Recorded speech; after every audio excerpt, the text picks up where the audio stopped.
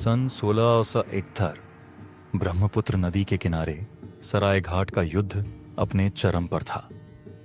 असम के वीर सेनापति लाचित बोरफुकन अपनी छोटी सी सेना के साथ मुगलों की विशाल नौसेना का सामना कर रहे थे।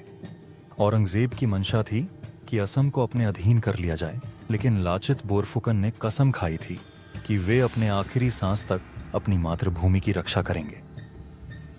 मुगलों की सेना संख्या में बहुत अधिक थी, लेकिन असम की जलयुद्ध रणनीति बेजोड़ थी। लाचित बोरफुकन ने ब्रह्मपुत्र नदी के तंग मार्गों और उसकी धाराओं का ऐसा उपयोग किया कि मुगलों की विशाल नौकाएं उलझ कर रह गईं। असम के सैनिकों ने रात के अंधेरे में छोटी छोटी नावों से हमला बोल दिया।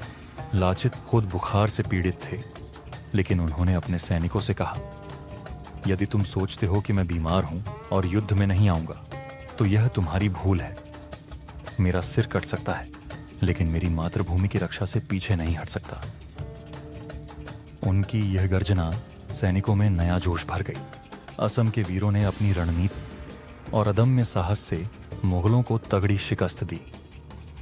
सरायघाट का युद्ध भारतीय इतिहास में दर्ज हो गया, जहां एक छोटी सेना ने विशाल मुगल साम्राज्य को परास्त कर दिया। लाचित बोरफुकन की वीरता आज भी असम के लोगों के लिए प्रेरणा का स्रोत है। सन 1900 लाहौर की केंद्रीय जेल, जहां भारत के 3 अमर बलिदानी अपने अंतिम समय का इंतजार कर रहे थे, भगत सिंह, सुखदेव और राजगुरु। ब्रिटिश हुकूमत ने इन्हें फांसी की सजा सुनाई थी, लेकिन ये वीर किसी भी सूरत में डरे नहीं। भगत सिंह अपने कोठरी में लेनिन की किताब पढ़ रहे थे जब जेलर ने आकर कहा, अब चलना होगा।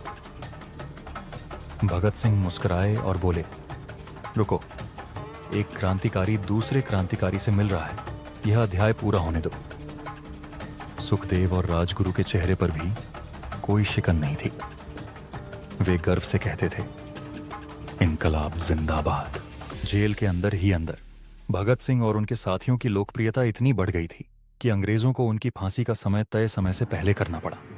लेकिन जब वे फांसी के तख्ते की ओर बढ़ रहे थे तो पूरे जोश में गा रहे थे, सरफरोशी की तमन्ना अब हमारे दिल में है, देखना है जोर कितना बाजुए कातिल में है।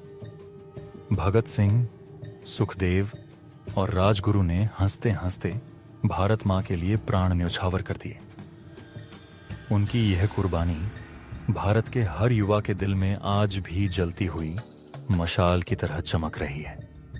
ये बलिदान हमें याद दिलाते हैं कि आजादी सिर्फ एक शब्द नहीं, बल्कि लाखों शहीदों के बलिदान की कहानी है।